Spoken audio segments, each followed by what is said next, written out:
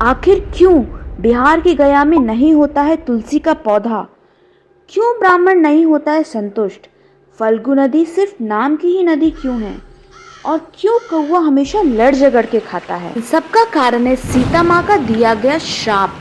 ये जानते हैं कि ऐसा क्या हुआ कि साक्षात लक्ष्मी सीता माँ ने इन सबको श्राप दे दिया। आपको भी है धार्मिक कथाएं सुनने का शौक, तो मेरे चैनल को लाइक, शेयर एंड सब्सक्राइब करना ना भूलें, ताकि ऐसी ही कथाएं आपको मिलती रहें। रामायण के अनुसार वनवास के दौरान राम भगवान, लक्ष्मण और माँ सीता पितृपक्ष में श्राद्ध करने के लिए बिहार के गया धाम पहुंचे।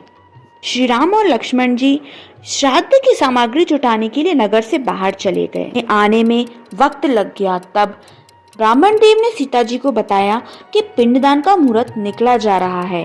सीता जी ने समय का महत्व समझकर पिंडदान स्वयं ही करने का निश्चित किया। उन्हें फल्गु नदी के साथ साथ बट वृक्ष, कौआ, तुलसी, ब्राह्मण और गाय को साक्षी मानकर स्वर्गीय राजा दशरथ का पिंडदान विधि विधान के साथ किया। और सीता माँ द्वारा किया गया पिंडदान राजा दशरथ ने स्वीकार भी कर लिया। इस बात से सीता माँ प्रसन्न हो गई। जब राम और लक्ष्मण वापस लौटे तब उन्होंने राम जी को बताया कि उनकी पूजा स्वीकार कर ली गई है, पर उन्हें संशय था कि राम जी इस बात को नहीं मानेंगे, क्योंकि पिंडदान पुत्र के बिना नहीं हो सकता। उन्होंने वहां उपस्थित फल्गु नदी, तुलसी, कौआ, गाय, वटवृक्ष और ब्राह्मण को श्राद्ध कर्म की पूजा स्वीकृत होने की गवाही देने के लिए राम जी को कहा। इन सभी ने राम जी का क्रोध देखकर झूठ बोल दिया।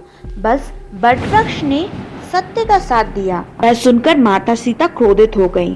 उन्होंने फल्गु नदी को श्राप दिया कि वह सिर्फ नाम की नदी रहेगी, उसमें पानी नहीं रहेगा। इसी कारण फल्गु नदी आज भी गया में सूखी है।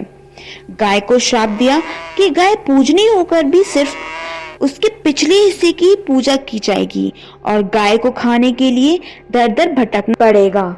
सीता ने ब्राह्मण को कभी भी ना संतुष्ट होने का और कितना भी मिल जाए उसे दरिद्र रहने का श्राप दिया। साथ ही तुलसी को माता ने श्राप दिया कि वह कभी भी गया की मिट्टी में नहीं होगी। और यह सत्य है कि आज भी गया की मिट्टी में तुलसी नहीं फलती। कौवे को हमेशा लड़ झगड़ कर खाने का श्राप दिया और कौवा आज भी खाना अकेले नहीं खाता है। इसके साथ कल्प वृक्ष ने सत्य कहा था, इसलिए उसे उन्होंने आशीर्वाद दिया कि वह लंबी आयु प्राप्त हो करेगा और सभी को छाया प्रदान करेगा। साथ ही पतिव्रता स्त्री उनका स्मरण करके अपने पति की दीर्घायु की कामना करेंगी। हाँ तो दोस्तों, अगर आपको भी ये कथा रोचक लगी है तो कमेंट बॉक्स में जय श्री राम जरूर लिखिएगा। धन्यवाद।